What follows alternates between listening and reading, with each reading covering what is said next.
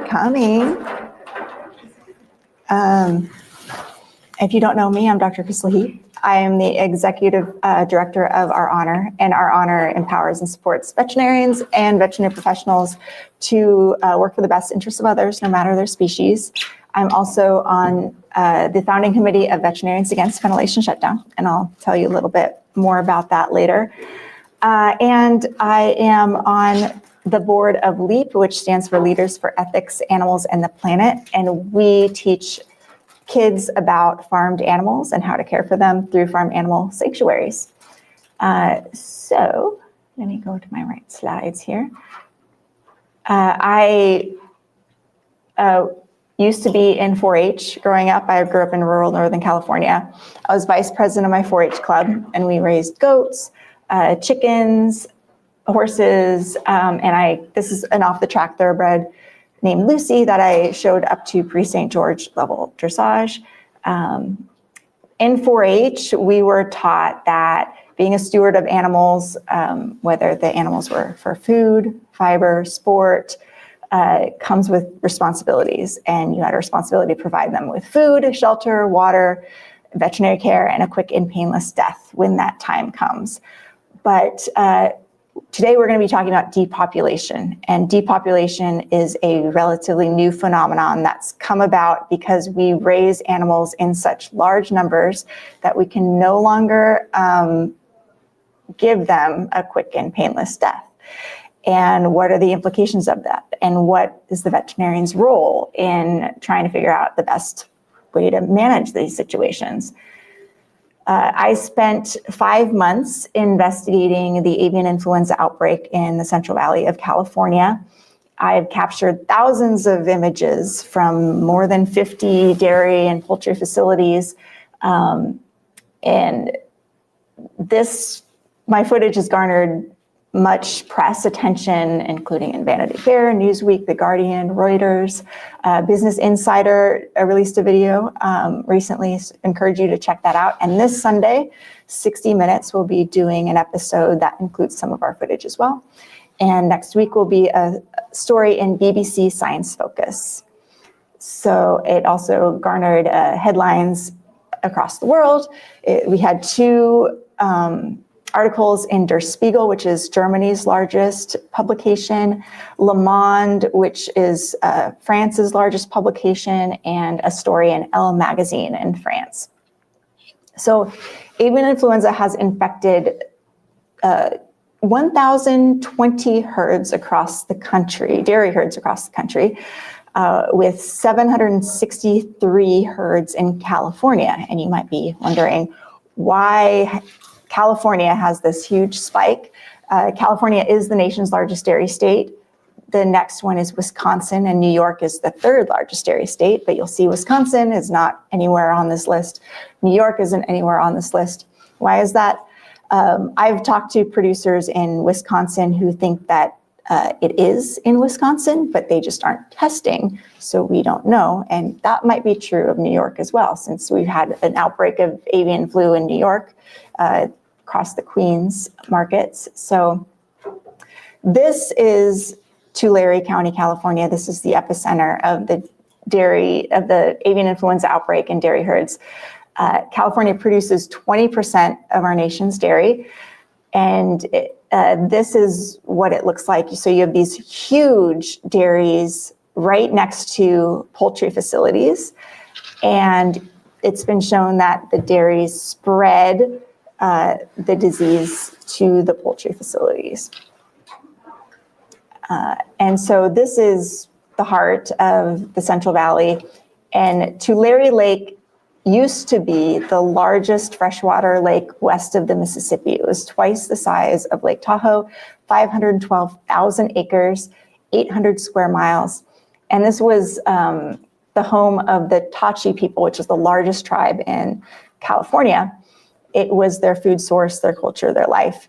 Then agriculture came in, drained Tulare Lake, and now we have what we have today, this patchwork of dairies and poultry facilities. And the Tachi's food source vanished, and so did the Tachi people. But in 2023, floodwaters returned water to the lake. There was record snow melt, and this was what happened.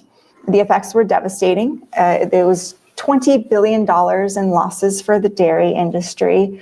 And especially the losses were great for the confined animals who had lived there. This shot shows the flooding, and you can see this dairy facility in the back. These paddocks turned into lakes, and it was devastating. And now we have bird flu in California. And this is a shot I took of a dairy facility that is right across the street from a very large poultry facility that depopulated their birds due to avian influenza. So this is what it looks like. So you have literally thousands of birds in these dairies. And the producers say these are biosecure facilities, but how can it possibly be a biosecure facility? These birds are feeding off of the cow's food. It attracts them to the area, and there's just, really nothing they can do. And this is, let's see if I can go. So this is the egg facility right across the street. This is one of the largest egg facilities, cage-free egg facilities in the country. And you can see, that's the dairy over there, and right across the street is this egg facility. And these were some of the workers that I saw. Come on, click over. See if I can get to the next slide. There we go. So I took these photos with a telephoto lens, and you can see the workers are cleaning up the mess, but they're not wearing masks. Why aren't they wearing masks? Who knows? It's against OSHA guidelines, especially related to depopulation. Avian flu stays on services for 120 days, unless it's thoroughly disinfected and they test it and they know that there's no avian flu here. It can stay on duck feathers for 160 days. And I'm concerned that it's so hard to get workers to do this work that the employers aren't really adequately warning the workers of the risk. Because if they did, they might not be able to get enough people to do this work. And workers are also very worried about getting tested for avian flu. Most of them are immigrants from other countries, and they don't want to get on the government's radar. They are also worried if they do test positive that they wouldn't be allowed to come to work and they can't miss time off work. So I think this is just a problem for public health and the potential spread of the disease. Is this the same? Let's go back here.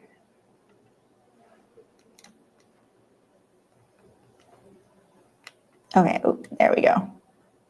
So this is another dairy, and you have cows with nasal discharge, and you'll see those aborted fetuses in the front with lots of flies, and I'm worried that flies might also be a source of spread of this virus. And these baby cows, I went back the next day, and they were still there the next morning.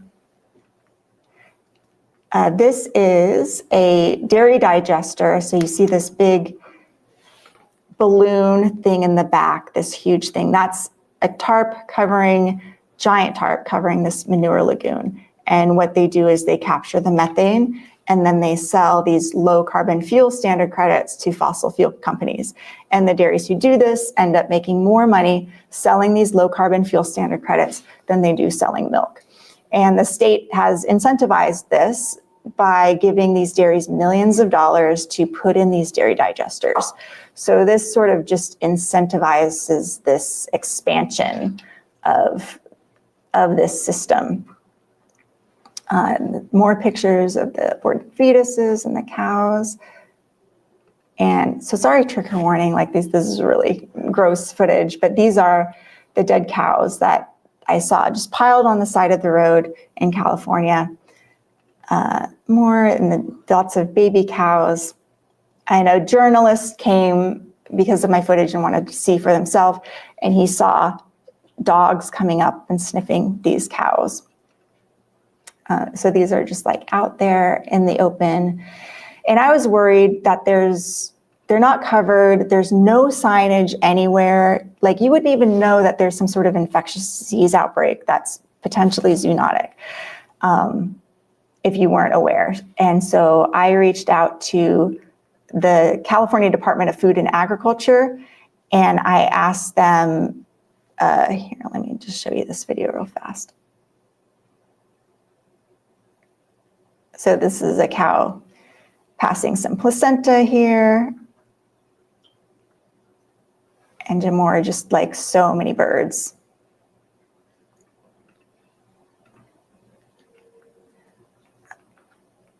So first, what's the legalities of just leaving these carcasses on the side of the road?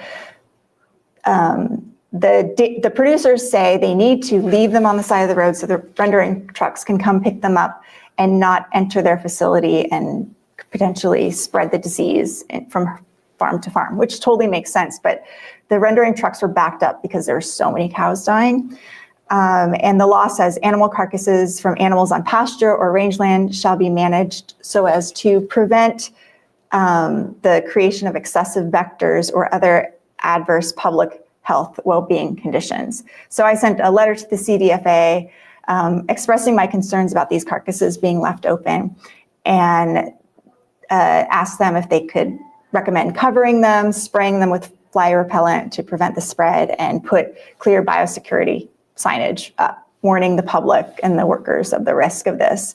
They never got back to me. They never responded in any way, which is sort of classic. So a lot of people in the industry are really not happy that I took this footage, and I didn't trespass or anything. This is all footage I took from public roads using a zoom lens. TDF Honest Farming is this page with more than 1 million followers. They posted screenshots of my Twitter account and these pictures that I took of dead cows and said, just a heads up for those of you in California, this vegan veterinarian is taking photos of your farms. One person replied saying this vet should have her license revoked. Posting photos like this are a breach of confidentiality. If your medical doctor was doing this, they'd be facing criminal charges, which is interesting because you wouldn't be leaving human dead bodies on the side of the road. And it's like now they're advocating for animal rights, like animals are deserving of privacy, yet they're impregnating them so that they can produce milk so that we can profit from them. It's like, do they want animal rights or not? I'm not sure. It seems only when it suits their agenda. It's kind of, so yeah, it's, and this other person said, hey folks in California, only you reporting her is going to get her license revoked. Your voice has more weight than those outside the state. This is a veterinary colleague of mine who wrote that she's not their vet. She is an activist. She doesn't have a patient-client relationship, so no breach. She is a horrible stain on my profession, however, and is very well known and widely avoided by other veterinarians. That got 121 likes on that post. So yeah. So in order to understand why the veterinary profession is responding this way, we have to understand sort of the culture and the training of veterinarians. I wrote an op-ed and I sent it to a veterinary group, and the veterinarian who graduated from here, Cornell, several years ago, reached out and told me this. I am still haunted by my vet school days when we tried to adopt our surgery sheep to live on our small farm after non-terminal procedures were performed on her, and even got to the point of considering stealing her rather than letting her be euthanized after our entreaties to the faculty were rebuffed. One of our classmates ratted us out, and we were threatened with expulsion if the sheep disappeared. I was also called into the dean's office after helping found an AVAR chapter at Cornell, and AVAR stands for Association of Veterinarians for Animal Rights. Now that has become Humane Society Veterinary Association. Because they were worried I would be breaking into research labs, stealing animals, and destroying property, which AVAR is not an organization that recommends doing that. Like this is what they always make animal rights activists seem like, these violent people who are breaking the rules and not just advocating for, change for animals. The messages were clear. Animals were a means to an end, not an end unto themselves. As you noted, many vet students end up embracing this ideology to varying degrees. And why is that? So this is a really important concept to understand why things are the way they are. So it's human nature to to derogate the do-gooder. This has implications for policy and why it's so hard to change systems. This paper found that moral reproach, even when it's implied, can sting deeply. Why? Because most people care profoundly about their moral identity. And research shows we tend to be seen as good, we tend to value being seen as good even more than being seen as competent. That's why people react defensively or even with hostility when they feel morally judged. And here's where it gets like especially relevant to those who take strong ethical stances. What the paper calls morally motivated minorities can trigger resentment in others, not because they're wrong, but because their presence alone can feel like a challenge to the status quo. We all feel that. So it raises this tough question for veterinarians. How can we advocate for animal welfare or animal rights or principles like the 3 R's when human nature itself tends to derogate the do-gooder? And we will discuss that. I think raising awareness about this phenomenon is a start, like just warning people ahead of time. You might feel some resentment when I'm about to advocate, and that's okay. And just like normalizing this idea of like, this is what prevents change from happening. So this isn't just a problem with the veterinary profession. This is medical students, human medical students are dealing with this too. And this is a wonderful paper written by a medical student who's trying to describe how she's gonna steel herself against this tendency to be complicit in harm because of her profession. And the moral vulnerability as a doctor, because it's been shown that students, medical students, veterinary students become less empathetic as they progress through medical training. It's because the hierarchies, the way we use euphemisms, we say sacrifice and euthanize instead of kill, that all sort of normalizes us to violence. And we have to cause harm sometimes to heal. Making your first cut in surgery is like a very scary experience, like you're cutting into a live animal, but then over time you get kind of used to it. Even euthanizing animals, it's like the first time you do it, it's really scary, and then it just becomes normal, and that really messes with people. Like I've talked to many vet techs, veterinarians who worked at emergency clinics, and they're like, it's weird, I had to leave because after a while I didn't feel anything after euthanizing animals anymore. And in World War II, 7% of German doctors joined the SS, where only 1% of the regular population did.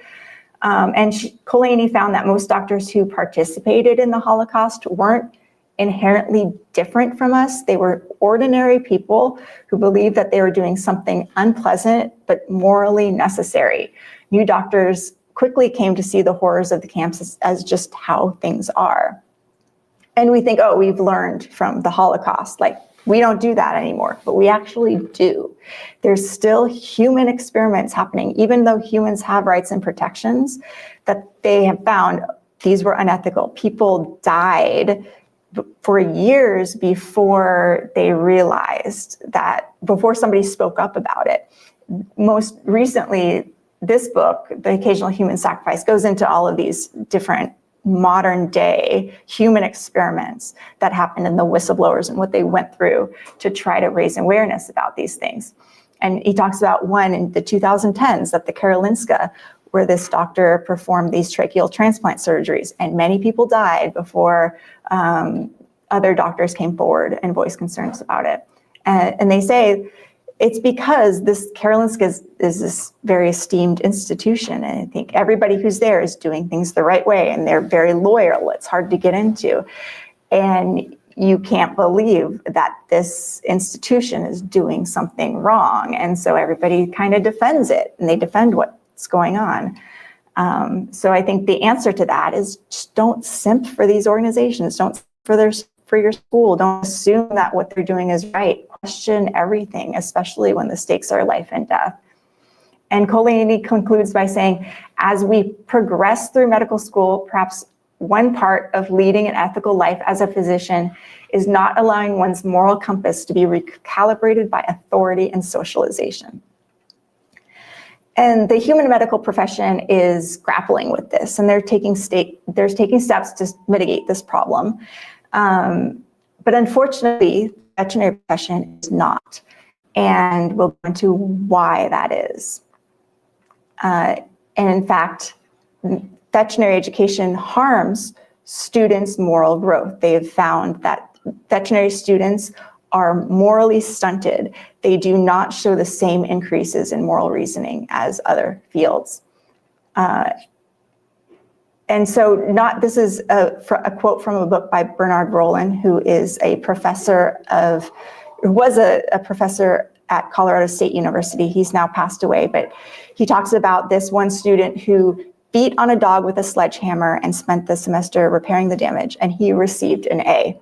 Now that's kind of thing isn't done anymore, but we are still killing animals in veterinary education, and veterinary students are still to this day suffering consequences, lost opportunities for voicing concerns and being conscientious objectors to this.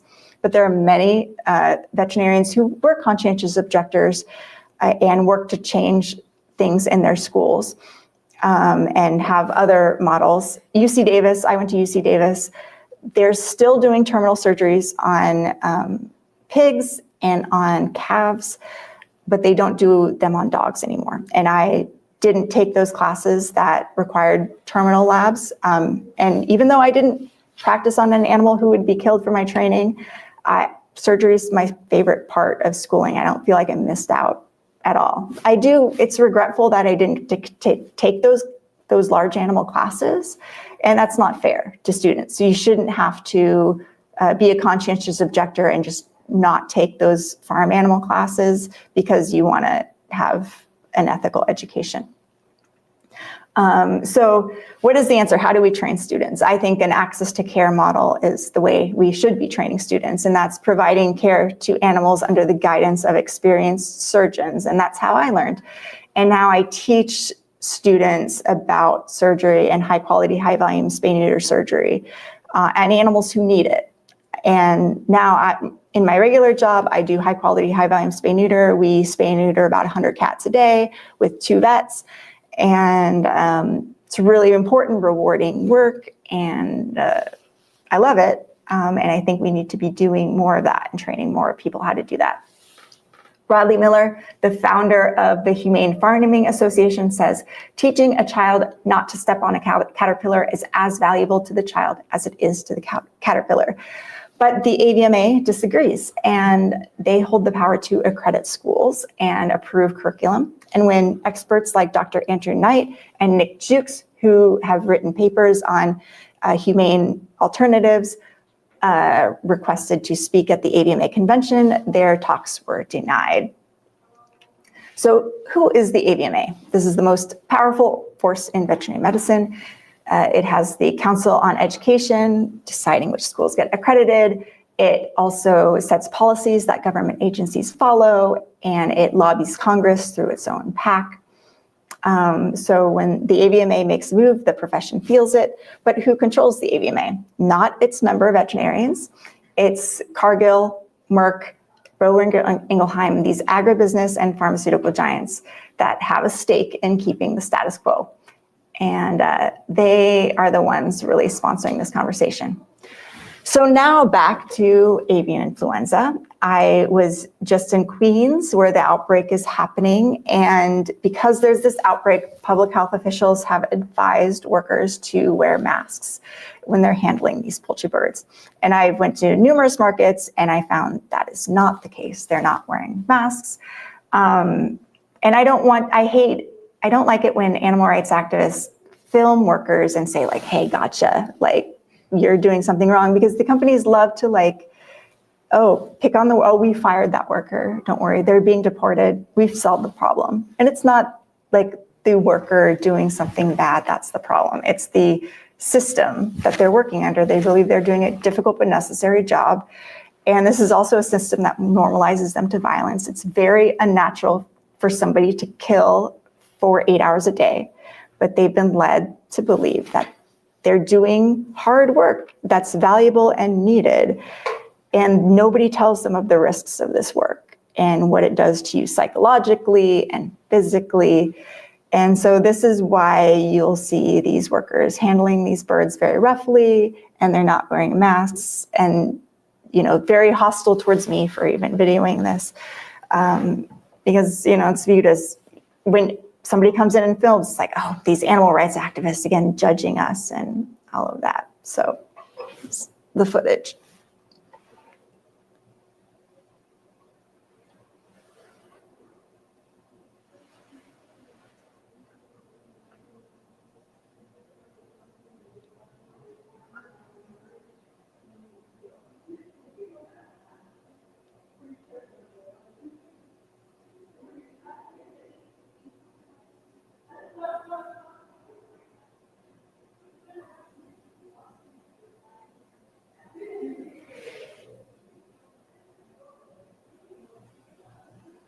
So he's like, ma'am, camera, and that's their private business. So I can't stand there and be like, free speech, because if they say leave, I have to leave.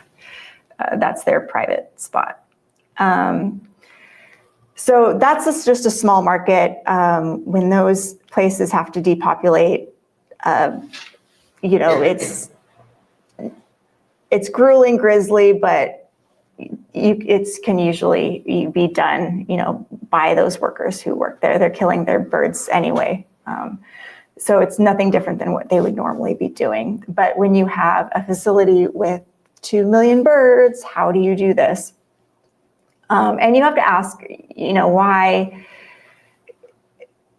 when we expose wrongdoing or somebody behaving badly towards an animal on camera, why is all this outrage reserved for people we catch, one individual we catch on camera, when the people who institutionalize violence get rewarded, often handsomely, with millions of dollars? So this is footage from the North Carolina Prestige Department of Poultry Science. And this is footage of the birds that they put these birds in boxes, put in heat, and see how long it takes for them to die. And this research was done to legitimize the most common depopulation method, which is ventilation shutdown.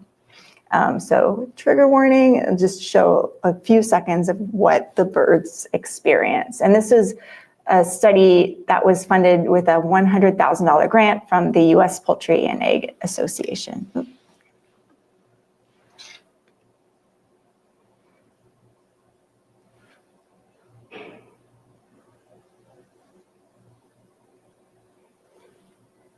And this researcher said that these birds aren't suffering, and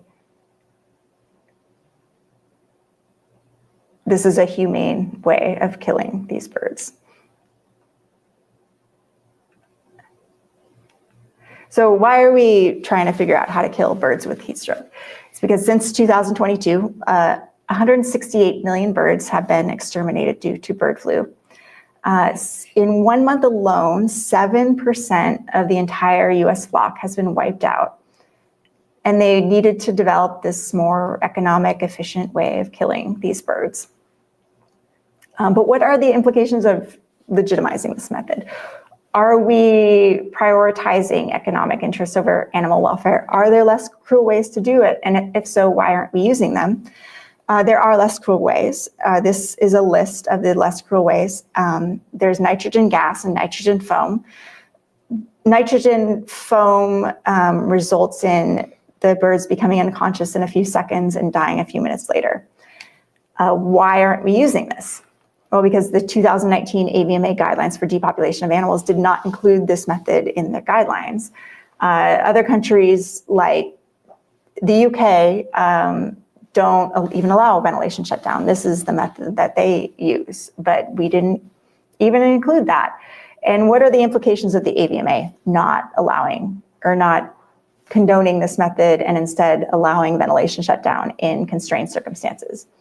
Well, this sets USDA policy for how the USDA responds to infectious disease outbreaks.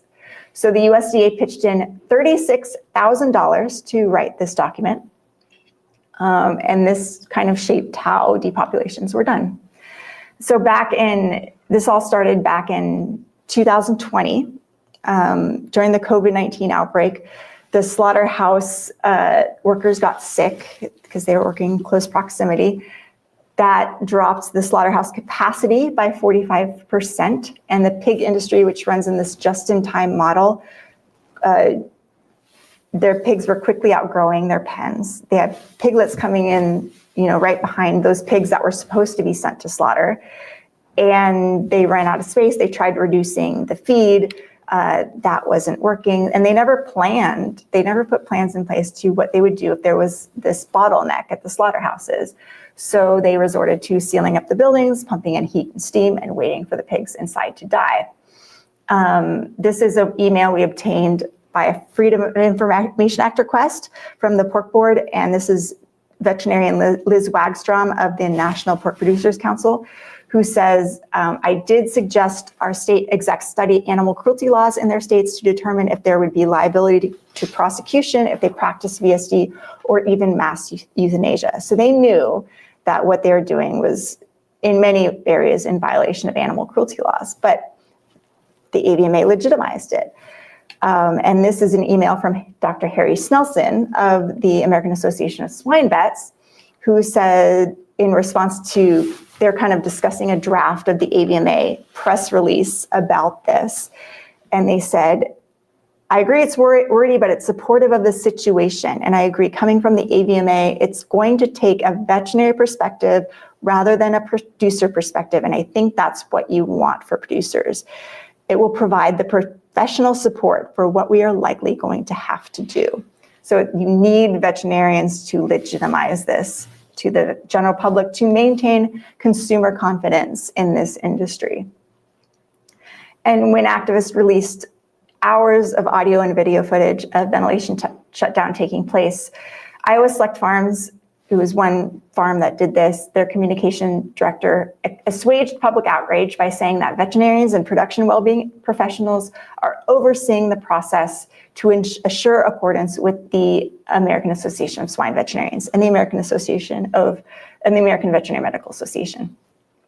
So veterinarians were horrified by this, and we founded Veterinarians Against Ventilation Shutdown to let the public know we were not okay with this. And we asked the AVMA to reclassify this as not recommended. But standing up to these industries comes at a cost. So what happens to the veterinarians who speak out? This is a meme that went around about me saying, beware, Dr. Crystal Heath has an agenda that doesn't include anything positive for the profession. We recommend you block this person, Dr. Crystal Heath. I was barred from many veterinary Facebook groups. And luckily, most veterinarians, when this sort of thing would happen to them, suffer severe mental distress. They become less vocal about animal issues and they end up leaving quietly. That's likely what they were hoping for. I am lucky enough to have connections with the media. I was friends with somebody who was friends with Glenn Greenwald, who won the Pulitzer Prize for breaking the Edward Snowden story, which is about the National Security Agency's surveillance programs. And he wrote this wonderful story for The Intercept about what happened to me. But even despite all of this coming to light, I am still suffering the backlash from this today. I was barred from attending the AVMA's Cargill-sponsored Humane Ending Symposium, even though I've been a member of the AVMA for, 13 years now. And when Jennifer Fiala of AVMA leadership asked why I was barred, they basically implied that because other anti-VSD activists had staged protests that our presence posed some kind of threat. And they said, we don't want anything to hinder their ability, the producer's ability to share information. We can't have people afraid to provide information because they're afraid they'll be publicly targeted. When we haven't publicly targeted anyone, but I have been publicly targeted, obviously, and lost opportunities because of my position.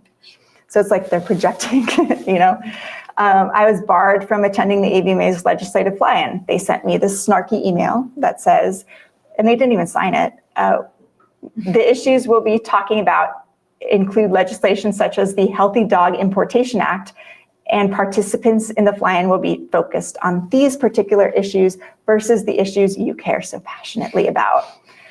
And I was also barred from speaking at the SAVMA Symposium, and they said it's because your prior conduct, actions, and positions. And when I asked them about what they were referring to, what prior conduct, actions, and positions they meant, they're like, the ones you're already aware of, and this discussion is over.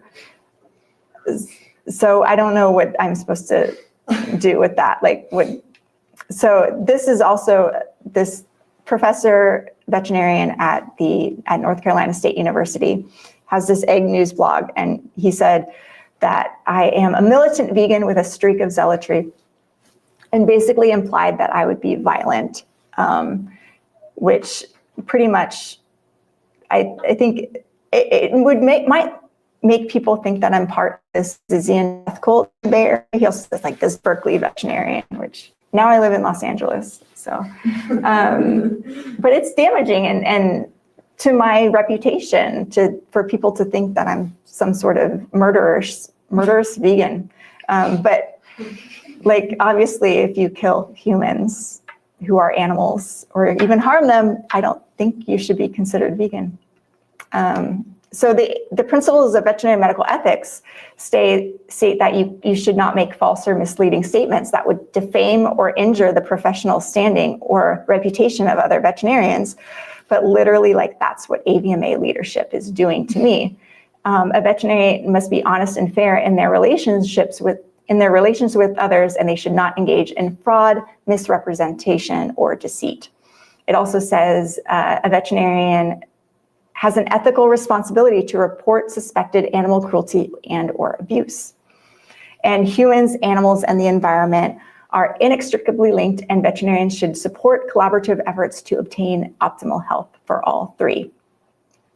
But one AVMA leader says, mass poultry depopulation by ventilation shutdown in combination with a secondary method is considered humane and fully supported by hundreds of veterinarians who worked on this reference committee. But this is a poll done of 3,059 veterinarians on the Veterinary Information Network, and it showed that only 1.1% believe VSD is an ethical and humane method of depopulation. 23.5% believe it is neither ethical nor humane, but sometimes may be necessary, and 42.2% believe it is neither ethical nor humane and don't believe that there's ever any valid reason for its use. So after this, more than a year went by, nothing changed. Bird flu was raging, and they were using ventilation shutdown to kill these birds. So we submitted a petition again to the AVMA with 278 veterinarians signing on because they raised the bar. It used to be 50 veterinarians needed to submit a petition. Then they raised it to 200. And the petition was not heard at all. They actually then changed the House of Delegates manual so that petitions like ours could not go forward. And this is a video of the director of the AVMA's Animal Welfare Division. Oh, you know what? I don't think you can hear sound coming from this, unfortunately. Yeah, that's too bad. I'll just kind of tell you what she says. This is which. I wonder if there's some way. It looks like there's closed captions at the bottom. Sorry. Let's see. Oh, good. Yes. Let's see. Okay, so this is at the Animal Mortality Management Conference back in June of 2022. She says, so you're a more friendly audience than what I've had a chance to present for over the past few years is we need data from you. And I know that we've seen some presented here, even if it's not published, even if it's proprietary data, even if it's a case report, if it's unpublished data, the panel needs it. Some of these methods are at risk of leaving the guidelines, and I think you probably have an idea of what those methods might be. We need data to support them staying in the document. So even if you have any questions about that and how AVMA handles some of that data when it's unpublished, and I have been involved in the handling of some of that data. I'm happy to speak with you about it, and Mike Murphy, Warren Tess are down here as well. While they don't provide direct support to the panels, they are well acquainted with AVMA's processes. So what is she talking about? She's talking about cherry picking data to support leaving ventilation shut down in the guidelines. And the AVMA released its new draft of the guidelines for depopulation of animals. It does not include anything critical of VSD, any research papers that were critical of VSD, only papers that were supportive of it. They changed the system. Instead of preferred, recommended in constrained circumstances, and not recommended, it's now tier 1, tier 2, tier 3, which I kind of think is just to kind of confuse people about what they mean. And VSD plus is still listed as a tier 2 method for poultry and a tier 3 method for pigs. And some people argue that VSD is necessary to keep the price of food low. Is that true? Well, Cal-Maine Foods is the nation's largest egg producer. They used VSD to kill their birds when they were infected with avian influenza. Their stock price has more than doubled over the past year. Their quarterly sales skyrocketed 718% because of the rising cost of eggs. They received $44 million in bailouts for using VSD. This is a multi-billion-dollar company. They have the resources to put plans in place to use less cruel methods, but because the AVMA's guidelines allow for VSD, they don't have to. So other companies, Jennie-O Turkey Store received $120 million. Herbrooks Poultry Ranch came in second with $89 million. Cal-Maine Foods is third. And now the government is increasing those bailout monies to these corporations from $7 a bird to $17 a bird. And this money isn't going to like the contract farmers who are usually poor and taking care of the birds. This goes to the corporations. So yeah, and we found all this payment data is available publicly at usaspending.gov. And we collected the data and we also got FOIA documents from the USDA to determine what method of depopulation was used at events. We matched the payment data to the depopulations, and we discovered that the top bailout recipients, top 15 ones, all used VSD to kill their birds. So these are the wealthiest companies are the ones using VSD. They have the resources to use less cruel methods, but they are not doing that. And our work was featured in the front page of the New York Times back in April of last year. And so just to reiterate how this works, so you have industry-funded data doing research at an industry-funded public university that created the research necessary that the AVMA took to put ventilation shutdown in the guidelines so that the USDA can now give money back to the very industry that created the data in the first place and the methods in the first place. So why is this a problem? We are seeing an increase in infectious disease events. This is the infectious disease trap of animal agriculture. And animal agriculture leads to deforestation, and that leads to greater human interaction with wild animals. But even if we wanted to stop deforestation, that would lead to increased intensification to conserve land. When you have either deforestation for animal agriculture or increased intensification, that leads the price of meat to go down. Demand for animal protein is elastic with respect to cost. So when the price goes down, you have increased consumer demand for it. And that leads to greater intensification, greater deforestation if needed. And with greater intensification, you also have thousands of genetically similar animals packed in contact with human beings, which also leads to infectious disease outbreaks. So this is the trap of demand, deforestation, forest conservation, intensification, all leads to increasing infectious disease outbreaks. So how are these viruses spread? How do they jump species like this? So birds have alpha 2-3 linked sialic acid receptors. Humans have alpha 2-6 linked. pigs have both, and we're finding out maybe cows too. Cows in their mammary glands have similar receptors to human eyes, and that allows this mixing vessel. So if you have a pig infected with the human seasonal flu and the bird flu, the genes can reassort, and then you can create a virus that can potentially spread from human to human, causing the next human pandemic. And we saw this with the 2009 swine flu, H1N1, which was a reassortment of avian, swine, and human seasonal flu viruses. And so this is what the dairy workers look like. We've had around 70 people infected with avian influenza. Only a couple have died. But we're told like, oh, it's just mild conjunctivitis. But this is what it actually looks like. It's subconjunctival hemorrhage. And we used to think that this outbreak in dairy cows was just this one event where it spilled over from a bird into a cow and then spread from there. But now through testing, we're discovering there are multiple events. And now most recently, we found the genotype D11 virus in cows. And that's concerning because this is the strain that led to severe disease in human beings. John Korsland, who's a former USDA scientist, said, I can't overemphasize what a big deal this is. This is truly an S show unfolding into a nightmare. We have no idea how widespread this version of the virus already is in cows. This is this child in British Columbia who was infected with this virus, and she was on ECMO. This is what the radiograph of her chest looked like. So ECMO is extracorporeal membrane oxygenation. We only have so many of these. These are like heart and lung bypass machines. So if this virus was to spread from person to person, we would not have enough ECMOs to treat everybody.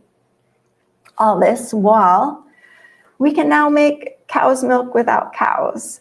And this is using precision fermentation. We can make cow protein. And some say that if we did this, we could produce enough protein to feed the world using an area the size of London. And this other company is making egg protein using potatoes. So that would be a game changer too. This is the commercial company doing that. And this study found that if we shifted away from animal-based protein, we would save $7.3 trillion globally in health burdens and ecosystem degradation. And work out of the Chan School of Public Health shows that high-density livestock operations are the opportune environments for these spillover events from wild animals into livestock, or as incubators for pandemic influenza strains, as we've seen. And large pig and poultry farms are where genetic reassortment needed to source pandemic influenza strains are most likely to occur. But unfortunately, in the veterinary profession, I've attended several talks on climate change and sustainability, and the message is always the same of like, well, demand for meat is going up, and we've got to do our best to deal with this. But it fails to acknowledge who's really causing this demand. It's not consumers who are demanding this. I think if you had the option of like, do I want an animal-free thing or animal-based thing, like you would, if it's the same price, if it's the same everything taste, you would choose the animal-free option.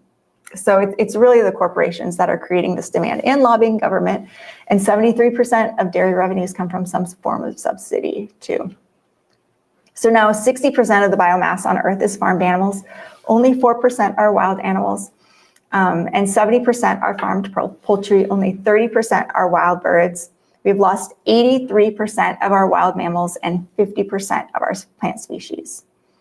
And this is the historical model, the triangle on the left of the veterinary profession. You have man at the top, and really it should be corporations at the top, women underneath, and species ranked in order of their moral concern for us. But really, One Health shows us that we're all interconnected, and if we harm one species, we harm all of us. And researchers say that are finding that we developed the ability to empathize with other animals more than 100,000 years ago. And when our survival depended on it, this skill made us strategic hunters. But we were killers with emotional baggage. And seeing the suffering of animals weighs on us. Matthew Scully, who was a speechwriter for John McCain, George Bush, who has written extensively about animal rights issues and wrote the book Dominion, says, when you start with a necessary evil and then over time the necessity passes away, what's left? So how do we push back against this system? I say join the veterinary profession, because if you are a veterinarian, you have public trust more than an animal rights activist. And you can change systems. And despite everything that's happened to me, I have a great job. I love what I do. And it's been really rewarding to join with other veterinarians who are addressing this issue. I think change will happen quite rapidly when we get more veterinarians who are on our side. So let's work and support those who are working for change. Stop bullying, raise awareness about these issues, and don't be afraid to talk about them. We do live streams so a week, so please, if you can, join our live streams, and we'll talk more about these issues and build community and take action. We do lots of cool stuff there, so please check us out. And if you want to share this talk also. And share this talk, please. Yes. And yeah, have any of you watched Severance? Do you know the TV show Severance? Oh my God, yes. Watch it. It's got a lot of animal rights themes. So spoiler alert here, this scene.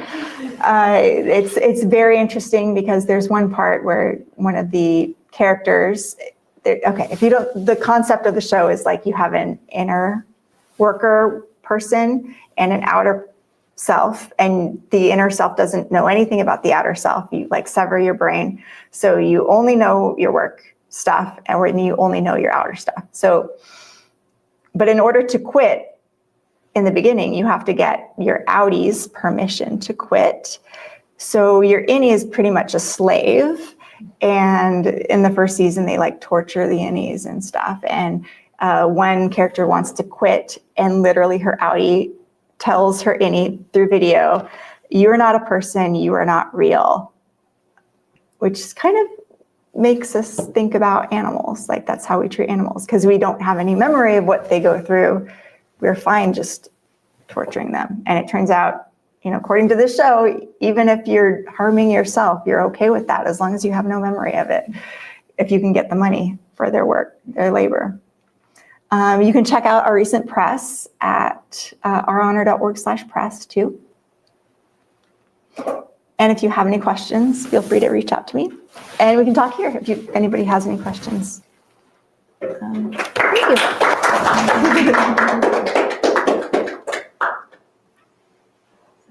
Thank you so much. Yeah, thank you for coming. Really amazing presentation. Yes. I do have one question.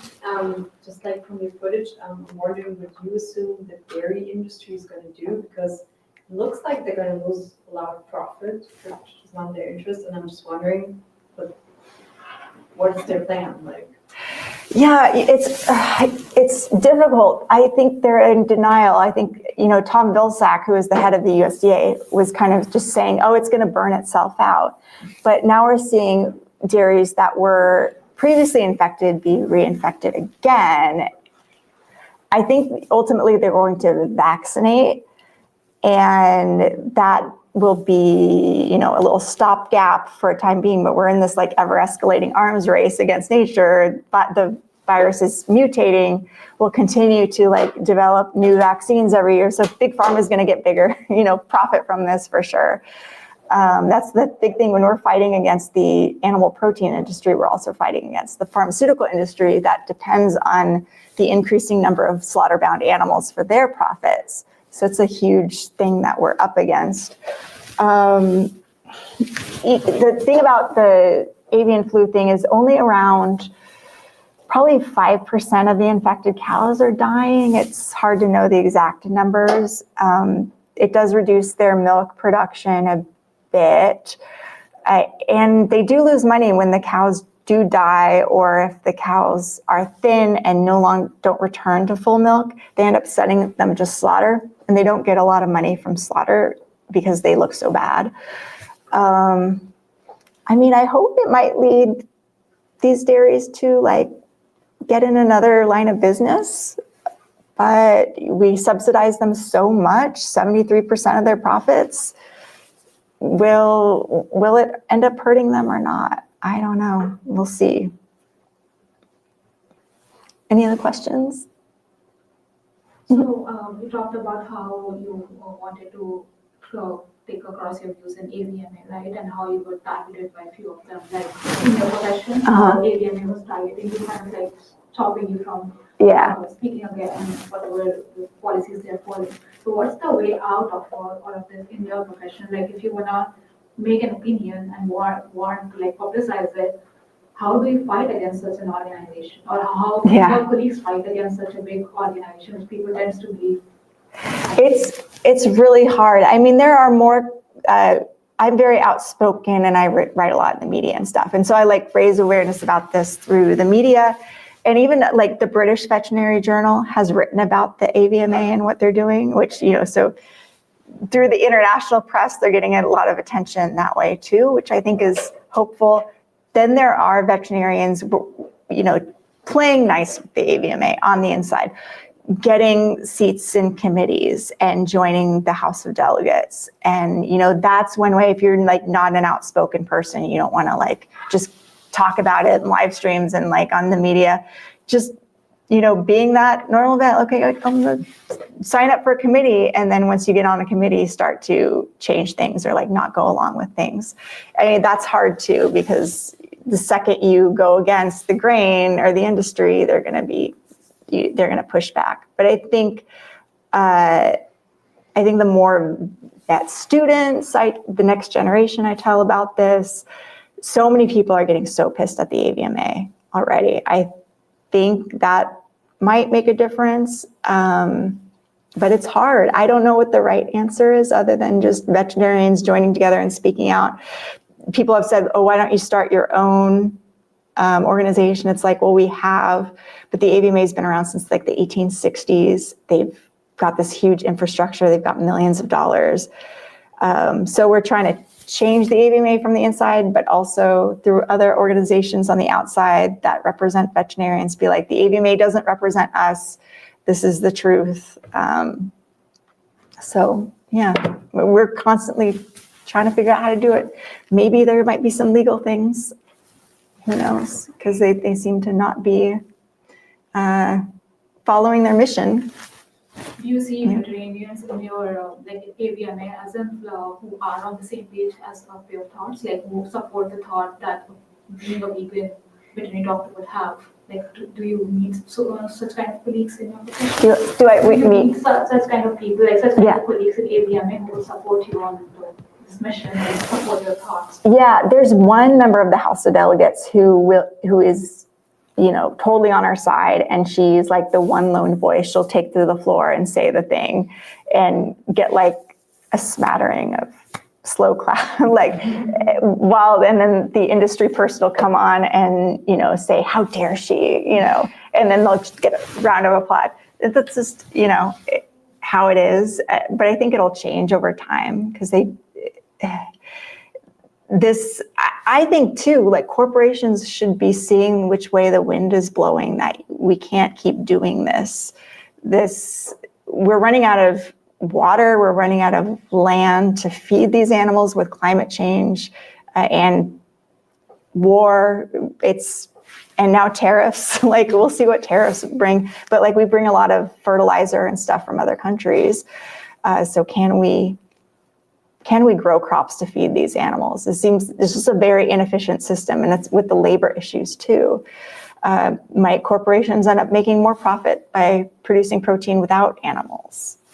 I don't know, but we'll keep fighting and speaking our truth, and I think change will come.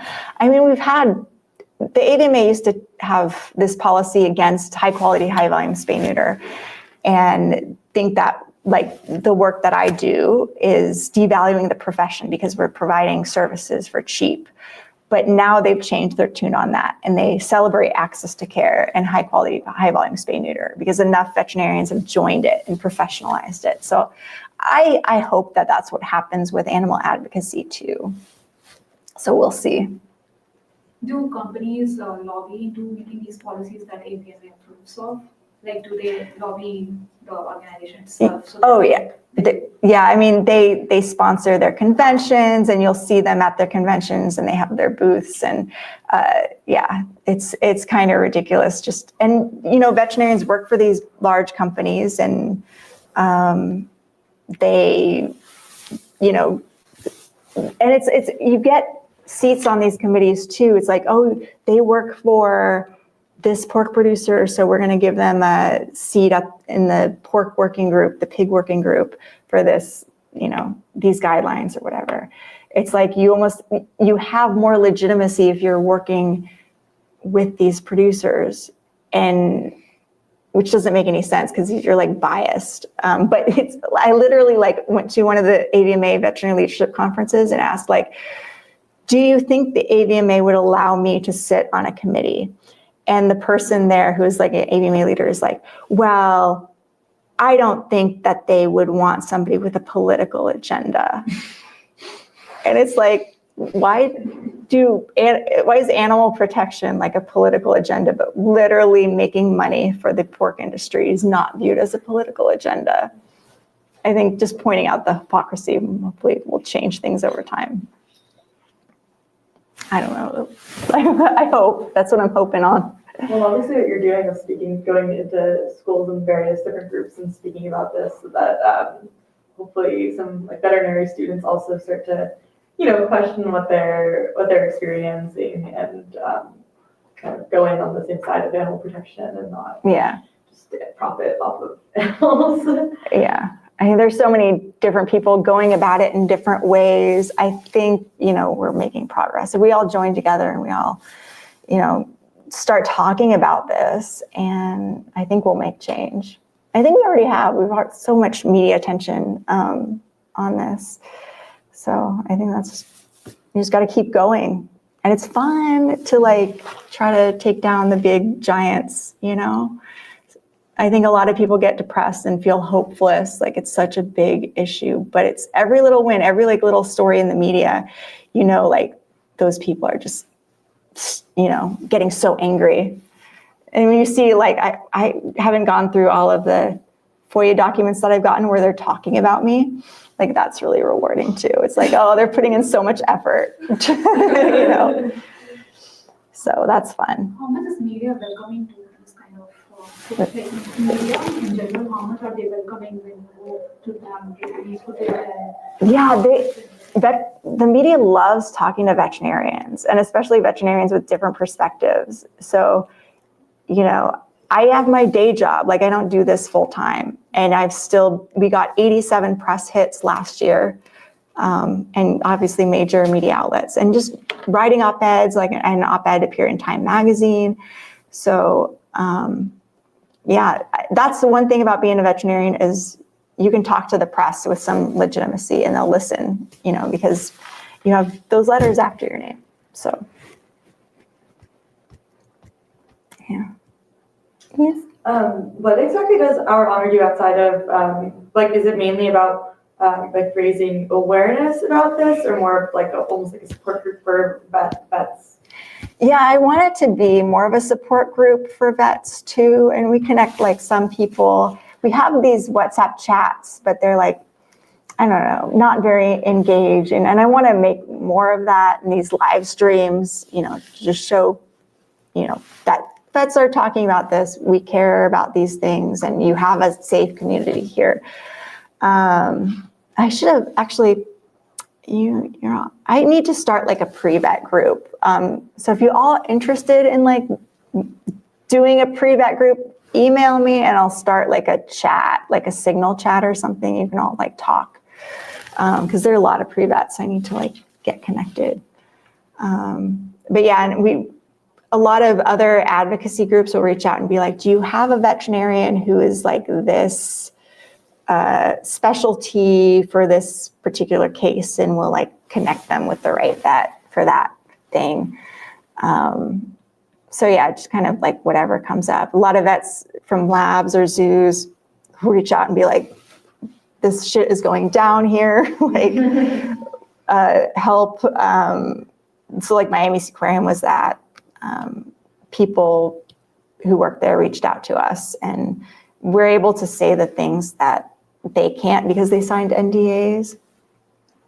And lab animal vets who are like, this lab is a disaster. So we're able to kind of tell the world. And it's there's this Facebook group called Badass Docs.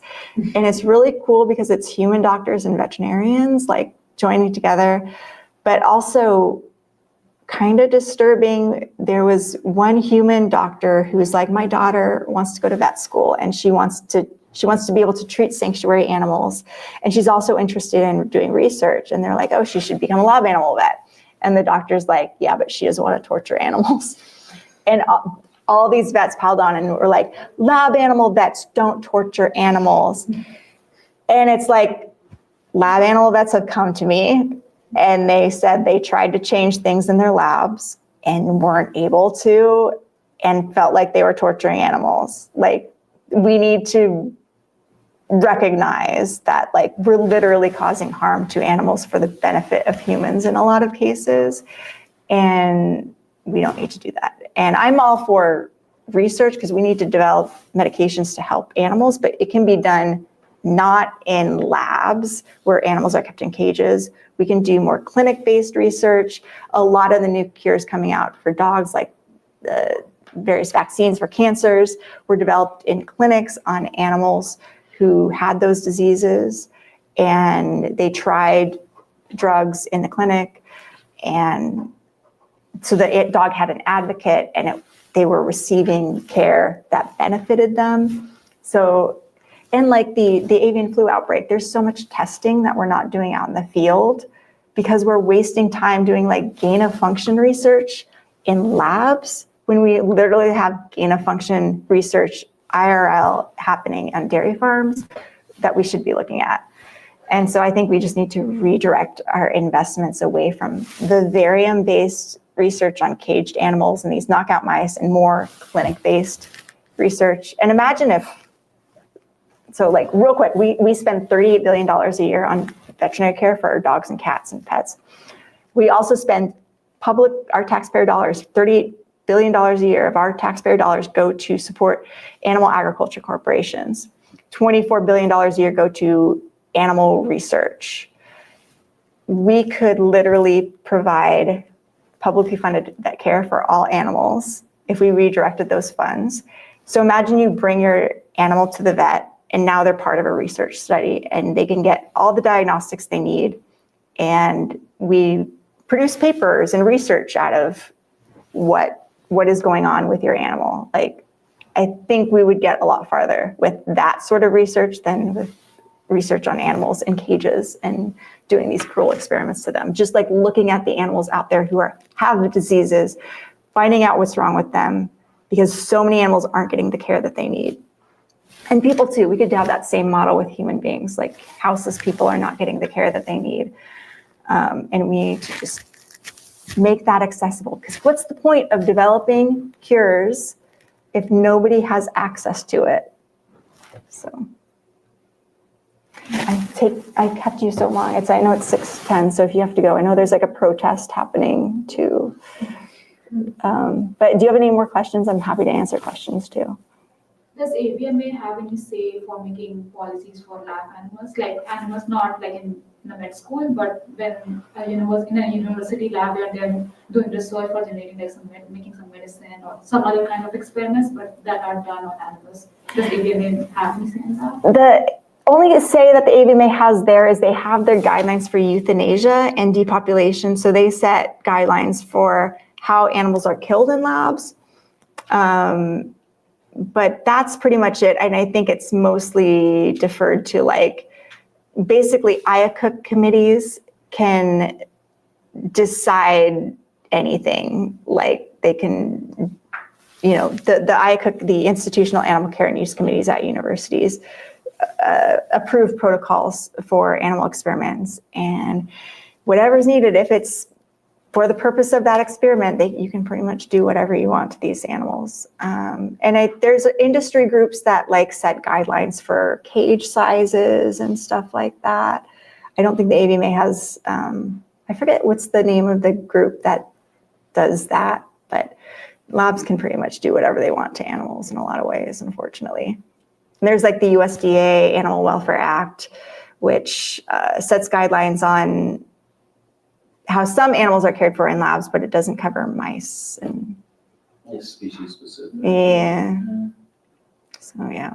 So even if there's cruelty happening in that lab, there's nothing they could do. Right? If it's approved by the IACUC, and I think lawyers and attorneys are looking at various ways to deal with some of the things, but it's really hard because they can get away with kind of whatever they want in a lot of cases. And sometimes, like if you have a veterinarian on the inside who is overseeing it, and you have a friendly USDA inspector who's also friendly to our cause, we can now go after that lab and deal with it. But unless you have both those things, it's really hard to address some of these issues. But I think that's kind of what we want to do, is we want to inspire more people to become USDA inspectors to like actually be able to enforce things. And I think everybody should do a stint in an animal lab and try to change some things and try to get them to move away from doing these things. You might have the opportunity to sit on an institutional animal care and use committee, sit on those and try to shut down some of these experiments and encourage them to use animal-free methods instead, or other methods. But I've talked to a lot of people who are like, yeah, I tried and got kicked off of the IACUC, which that happens with human experimentation too. Talked to people who sat on human institutional review boards and didn't want to approve a human unethical experiment, and they were kicked off. It's just a huge problem with any committee. And I worked in a shelter too, where we had a euthanasia committee, and it always felt like all the other people are like ganging up on me. Like, we have to convince Crystal that we have to kill this dog. And it's like, well, we've all decided this is the right thing to do for public safety and everything. And then it's like, I'm the only one. I'm the one, holding it. So it's a really tough situation. It's really easy to be bullied by the other people on the committee, which is a problem with committees. A lot of that happens at the university level too. Like Yeah. chancellors have a lot of weight when it comes to what kind of grants are allowed to be written, and what Chris was referring to with the NIH grants, the $28 billion that are going towards. Once the grant's written and the money is allocated, that's going to happen. And then that's why you see activists screaming and yelling at chancellors a lot of times, because they're the ones that are kind of at the last signature on those grants. And why you hear about a lot of these advocacy groups going after Congress, trying to reduce what kind of experiments are going to be approved through the NIH. Yeah. I remember a very famous example of a professor from Harvard University who has been funded for so many years for running some experiments on a monkey, and they have not produced any good results. But the experiment has been happening even now. Yeah, it depends on what you call a good result, right? So like I was involved in one of the Harvard protests that resulted in many felony counts because of a glitter thing. And but because they're still testing on monkeys, marmosets, and macaques at Harvard and UMass, all of those kind of Massachusetts schools are doing primate research. Primate usually gets in the news because people care about monkeys a lot. Or dogs and cats if they can find them. And we usually don't find about how horrific they are until a FOIA request finally comes through. Like you'll see some PETA documentation. Right, I saw that. And those photos are sometimes 5-10 years old because it takes FOIA that long to produce the documentation. But usually primate, they have to import those animals, or they go from UC Davis and they have to track where those monkeys are going, and you can start connecting dots and finding out what's going on. Even with Neuralink, I think nothing really happened after that, right? Mm-hmm. I think they were sued, but I don't see any progress after that. Yeah. What happened with those monkeys? I mean, now Neuralink, all their stuff is done in-house privately, so you can't really get any, although I wonder if they have like any NIH funding or government funding, we could potentially try to get some information on that. But yeah, we actually had a vet who spoke to the media about that. So it was helpful to have a lab animal vet who lended her experience and authority working with primates to that story. There's also this website where for public universities, which Cornell is partially a public university, they put the amount of like different species of animals and experiments that are going on, because if they're a public university, I think they have to report it. Even lab cook, right, has to report certain species. Yeah. Yeah, so there's this whole, like, this is a file of like all the different experiments. I can also send them, Oh, cool. but there's also the specific ones about animals used, and what specific animals are used, and then also the pain category, Mhm. how, like, what's it called? The experiments on. Yeah, I can send them with the group. Yeah, almost every university has a page like that. They usually call it care and use or something like that, a care and use page, and you can find out what. Yeah. And they put it right. That's the thing. Like even these advocacy groups that go on their campuses, they're not telling you anything that's not on the campus website. Like that's already available. It's just you have to look for it, but most of that information is available. Someone could have told me that. Cornell even has a group that targets like pre-vet undergrads where you do volunteer work to care for lab animals, and it's a way you can gain clinical hours, and it's literally just like assisting in cleaning stalls and kennels for the animals that are being used for experimentation here. But it's called like Cornell's Caring Clinical Hours. Wow. Well, thank you all for coming. Thank you so much. This Yeah. is really interesting. Oh, I'm glad. Yeah, very inspiring too. Yes. I love how you just like, even with the negative comments and all that, like push through and almost use it to feel like, as fuel. Yeah, like look at the problem. Look, Yeah. they're proving my point. That's kind of what I. Would you be sharing this with us, this presentation?